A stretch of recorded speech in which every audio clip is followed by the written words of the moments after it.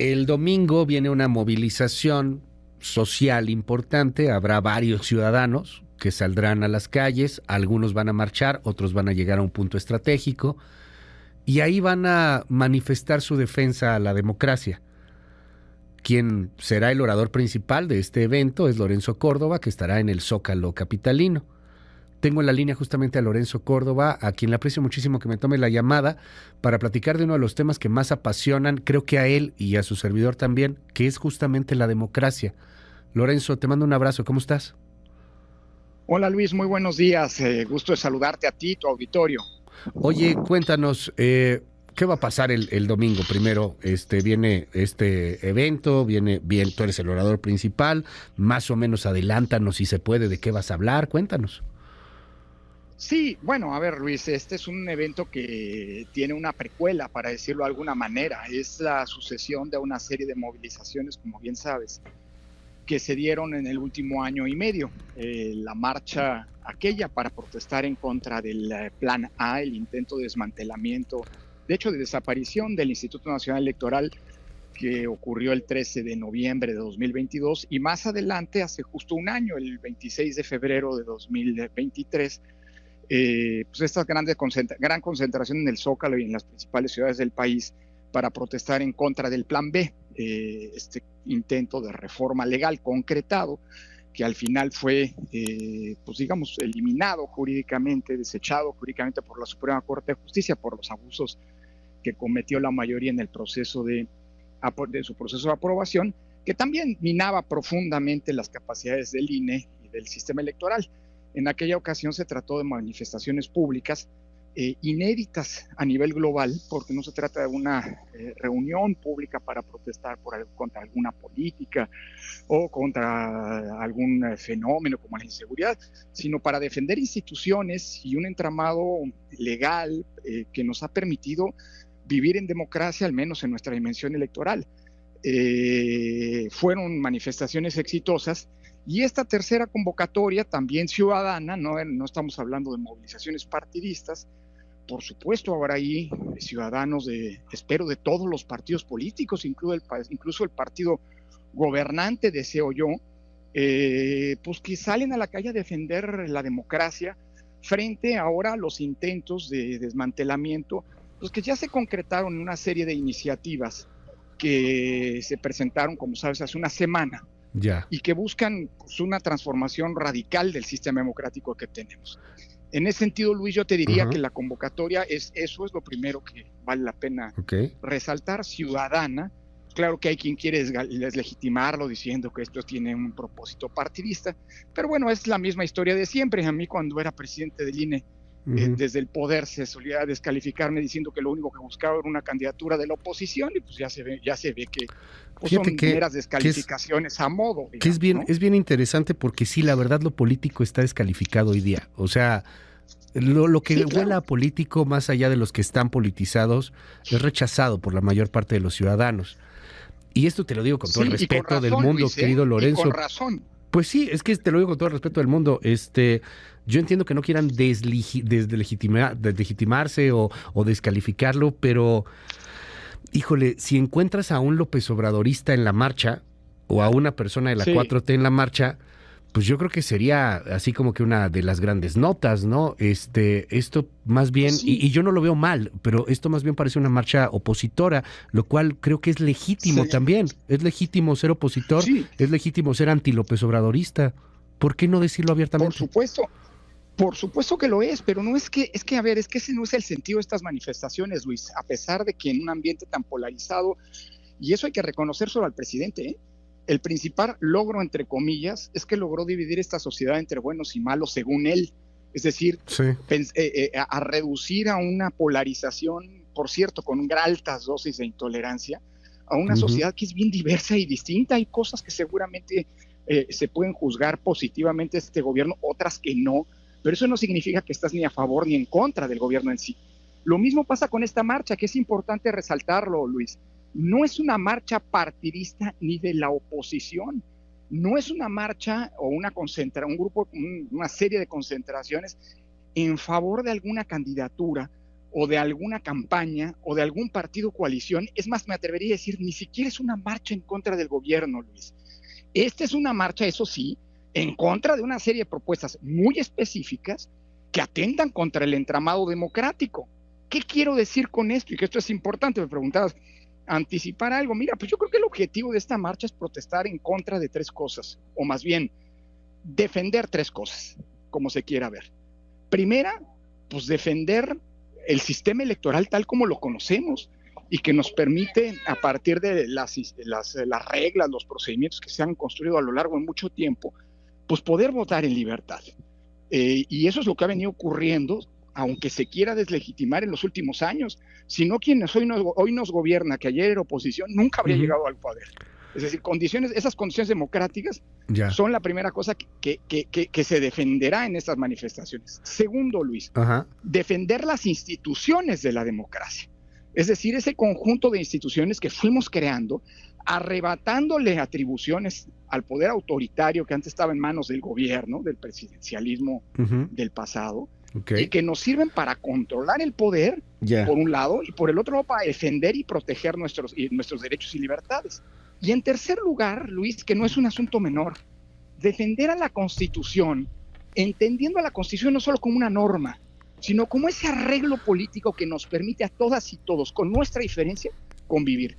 México no es país de unos, ni siquiera de las mayorías. Es un país en donde todas y todos cabemos, y eso es gracias a que tenemos ese arreglo político que es nuestra Constitución y que hoy está bajo amenaza, ¿no? Déjame preguntarte, Lorenzo, tú eres, además de un tipo controvertido, hay quien te superadora y mira que te ponen hasta veladoras, y hay quien considera ponerte veladoras de otra manera, ¿no? O sea, tú eres un tipo muy controvertido, una persona que ha generado, cosa curiosa porque tu perfil es más bien muchísimo más moderado y muchísimo más centrado, pero tu figura, el asunto de tú frente al INE, muchas cosas en este gobierno polarizante generaron mucho alrededor de ti. Y de ahí yo quiero preguntarte esto con el corazón en la mano, o sea, con toda la sinceridad y la apertura que tú me permites. A ti te tocaron fregaderas que hicieron otros gobiernos. O sea, a ver, te tocaron porquerías que se hicieron desde gobiernos del PAN hasta el gobierno del PRI, ¿no? O sea, estuviste con Calderón, ¿no? Ya estabas en el INE, con Peña Nieto también, pues, o sea, estoy hablando de los gobiernos. Te lo pregunto porque a mí me llama la atención estas razones para marchar que ponen en lo que difunden, y dicen, si el gobierno mete las manos en las elecciones, el voto no es libre. Si el gobierno usa dinero público para ayudar a su candidata, el voto no es libre. Si el gobierno amenaza y censura a los medios, el voto no es libre. Si el gobierno quiere desaparecer al INE, controlar al tribunal y someter a la corte, el voto no es libre. Si el gobierno promueve encuestas falsas, el voto no es libre. Y yo me pongo a preguntarlo, sin esta necesidad politizada, querido Lorenzo, pues es que yo encuentro ejemplos de que otros gobiernos hicieron más o menos lo mismo. Entonces los gobiernos anteriores pues tampoco permitieron ese voto libre. O sea, porque antes esto no era jauja. A ver, déjame decírtelo, incluso me lo preguntabas en un plano más personal, mi querido Luis, y te contesto en un plano personal. La gran acusación, lo único que me han podido encontrar a mí, porque mira que me han buscado, en México lamentablemente el espionaje y el uso político de las instituciones, el uso con intencionalidades políticas, incluso de persecución de las instituciones, ha sido una característica de nuestra vida pública. Lo fue en el pasado y lo sigue siendo ahora. Lo único que me han encontrado es una grabación telefónica, por cierto, ilegal, que se ha manipulado públicamente diciéndome que soy un discriminador, es un que ocurrió en la época del gobierno anterior, es decir, por eso, pero eso ocurrió, lo que te quiero decir es que eso ocurrió cuando gobernaba el PRI, y se dejó pasar cuando el PRI gobernaba. Yo no estoy acusando a nadie, no tengo elementos, y sobre todo, ni la Procuraduría del PRI, ni la Fiscalía de Morena, pues en la época de Morena, han dado como si fuera muy difícil, ¿no? Han dado con quién fue el responsable de ese atropello a mis libertades y derechos. Pero mira, vivo tranquilo con eso. Si eso es lo único que me han descubierto, pues hasta ahí. Ahora, déjame, eso me importa plantearlo, pues por el sentido de la pregunta que me haces. Ahora, segundo, pues claro que en el pasado se vulneraron las leyes electorales. Yo fui parte de un consejo en el IFE que determinó en 2 ocasiones que Calderón, no que el gobierno, que Calderón había violado la Constitución en esta materia. Fui parte del Consejo General del INE, incluso su presidente, que determinó que Peña había violado 2 veces la Constitución en materia electoral, y fui parte del INE también durante el gobierno de López Obrador, en el que el propio Tribunal Electoral ha señalado que en más de casi una treintena de ocasiones ha violado el presidente actual la Constitución en materia electoral. Claro, tienes razón, siempre ha habido la tentación desde el poder de, pues digamos, transgredir las normas en su favor. Uh-huh. El problema es que nunca habíamos llegado, a ver, esto que se está diciendo ahora de desaparecer a los diputados plurinominales y a los senadores plurinominales, eso lo planteó Calderón en su momento, viene desde la época del Fox, sí. Lo planteó también Peña, pero el único que se ha atrevido a presentar una reforma constitucional para desmantelar a las instituciones es el actual gobierno. Uh-huh. Por eso yo sí creo que hoy, por cierto, es un gobierno que tiene una mayoría que no tuvieron los antecesores y que ha concentrado el poder y que ha emprendido una embestida en contra de las instituciones que los gobiernos anteriores no hicieron o no se atrevieron o lo hicieron más sutilmente. Pues aquí ve la colonización, claro. Lo que hechos como la Comisión Nacional de los Derechos Humanos, a los que se pone en manos de una militante que no tiene ningún empacho en actuar públicamente como militante del gobierno. Ve lo que ha pasado en la Corte, lo que se ha intentado en el INE, en fin, estamos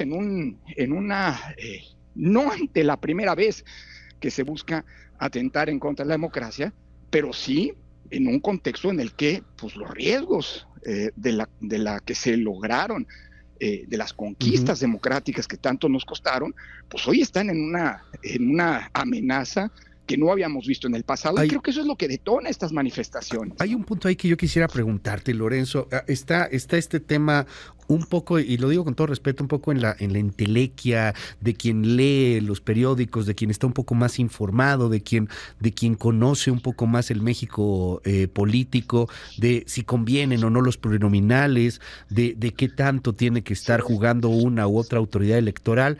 Y está el México real, el México que por cierto es una mayoría apabullante y al mismo tiempo aterradora, sometida en gran parte por el crimen organizado. Llevamos 18 candidatos asesinados o aspirantes asesinados en lo que va para el 2024 y 50 casos de violencia, de los cuales 33 han tenido consecuencias de un asesinato. De esos 33, 18 pues aspiraban a algo.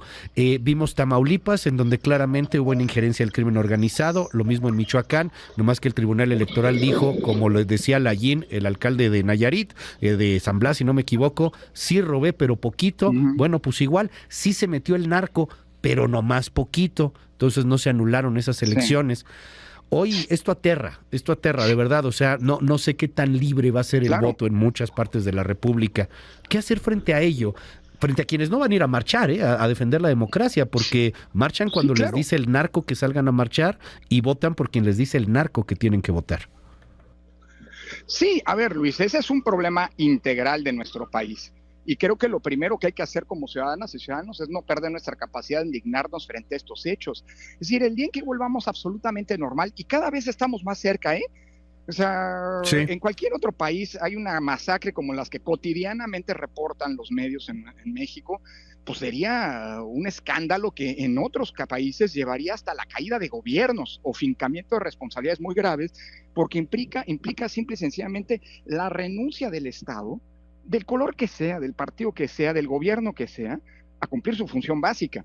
Ahora, esa es nuestra realidad y ese es un fenómeno que afecta a todos los ámbitos de la vida social.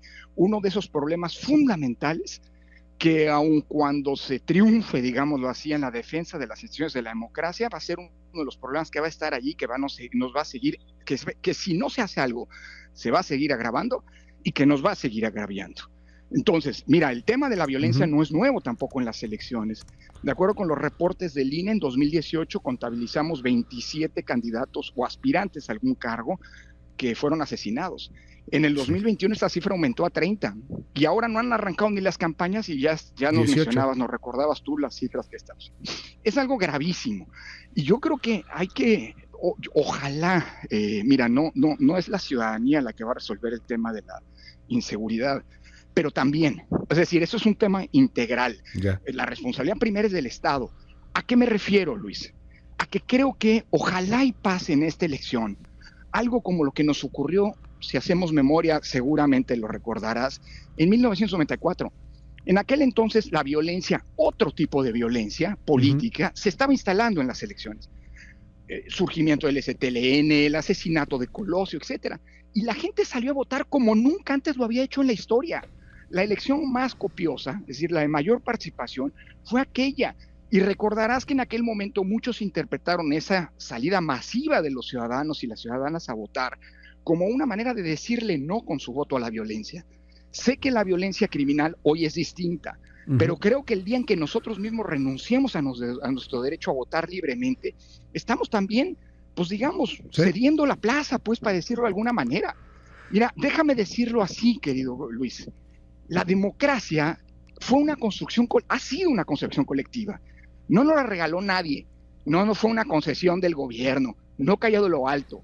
Surgió de luchas ciudadanas y creo que su defensa es también una responsabilidad de la ciudadanía. Y aunque pues, falta mucho por hacer, Luis, pues también hay que recordar que una de las consecuencias de esas dos manifestaciones que precedieron a la que tendrá lugar el próximo domingo fue que la oposición se tuvo que amarrar al mástil. Sí, claro. Ya estaba negociando, pero se tuvo que amarrar al mástil por la presión de las y los ciudadanos y votó no a una reforma constitucional que había literalmente desmantelado a nuestro sistema electoral democrático. Luego, la segunda manifestación, digamos, empoderó a la Corte para decirle no a una reforma arbitraria y abusiva que se impuso. Y mira, nadie niega que hoy hay un partido mayoritario. Lo que pasa es que en una democracia las mayorías no pueden actuar como si fueran dueñas del país. Las minorías, sean quienes sean, que además son temporales, nunca son de una vez y para siempre, tienen el mismo derecho que los demás de vivir y de gozar de sus libertades. Eso es lo que se está defendiendo, más allá de los problemas gravísimos estructurales como el que ya mencionabas. Déjame cerrar con dos preguntas, querido Lorenzo. Uno, yo te he escuchado mucho hablar del día siguiente. El 3 de junio nos vamos a amanecer y yo espero que la boca se me haga chicharrón, pero el 3 de junio van a seguir masacres, el 3 de junio va a seguir marginación económica, el 3 de junio el país va a estar igual, en lo bueno y en lo malo más o menos que como está ahorita. Algunas otras cosas, algunas otras menos. Pero ese 3 de junio, si somos optimistas, a lo mejor estaremos en el camino a volver a construir un diálogo democrático, a tratar de volvernos a hablar, de vernos a nosotros mismos. Yo soy más pesimista, no sé por qué, ¿no? Ya ves cómo somos de mala entraña los periodistas luego, pero yo soy más pesimista. Yo de verdad a veces creo y veo que esta democracia liberal participativa, que es muy bella, que te permite la libertad de expresión, es una especie de accidente humano, es una especie de accidente histórico. Pareciera que la mayor parte del mundo, de las sociedades, han vivido más bien siempre bajo regímenes más totalitarios, cosa que a mí me aterra, pero lo estamos viendo, está pasando en el mundo. Ahí tienes a Milei, ahí tienes a Bukele, ahí tienes a Orbán, ahí tienes todo lo que está sucediendo. ¿Qué va a pasar ese 3 de junio? ¿Cómo es ese día después? ¿Cómo es ese día después? Yo creo que hay que reconocer que México padece graves problemas estructurales y esos no están en el ámbito electoral. Esos son problemas de pobreza, de desigualdad, de corrupción, de impunidad, de violencia, de inseguridad, que son problemas que están allí y van a seguir estando ahí. Las elecciones no los van a resolver. Yo digo que lo que no podemos permitirnos es que, además de todo eso, volvamos como hace 35 años a hacer de las elecciones un problema. Es decir, eso ya lo resolvimos. Y claro, la gran deuda de los sistemas, de los gobiernos democráticamente electos, ha sido que no han logrado resolver esos problemas estructurales, algunos de los cuales son deudas pendientes que vienen, como en la justicia social, desde la Revolución Mexicana, Luis, más de 100 años.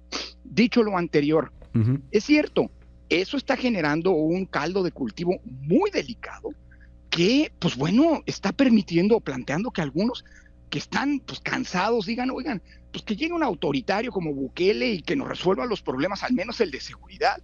Sí, pero ¿a cambio de qué? De todas las otras libertades, y eso es el riesgo.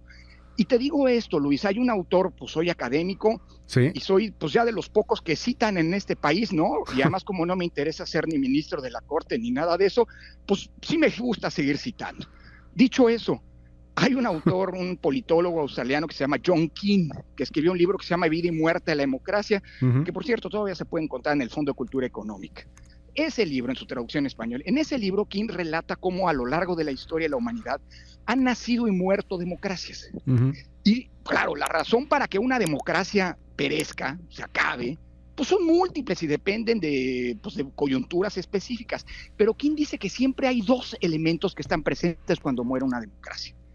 El primero es que siempre hay alguien que busca dinamitarla, erosionarla, que la ataca, y ese es el culpable de la muerte de una democracia, ¿sí? Que tiene nombre y apellido, es un grupo, en fin. Pero también cuando muere una democracia, siempre invariablemente, hay otros que por miedo, que por desinterés, que por desidia, dejan que los primeros actúen. Y esos son responsables de la muerte de la democracia.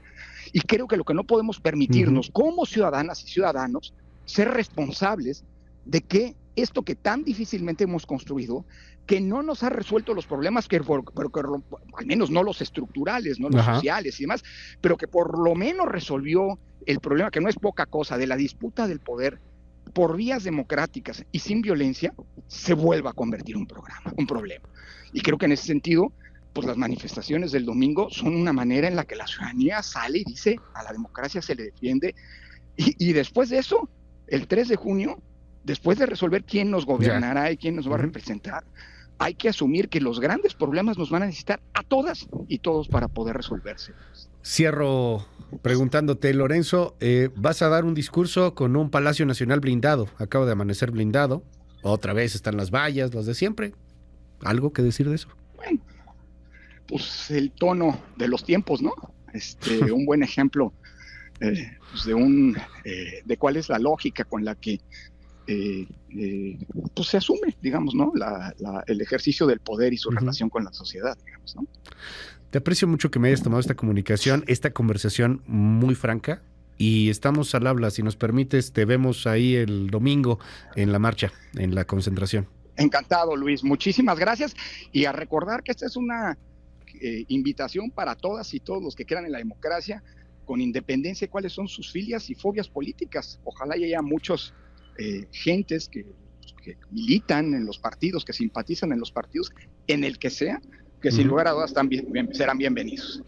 Gracias, muchas gracias. Es Lorenzo Córdoba, es pues expresidente del INE en su momento, y va a estar ahí como el orador principal en la marcha del próximo domingo.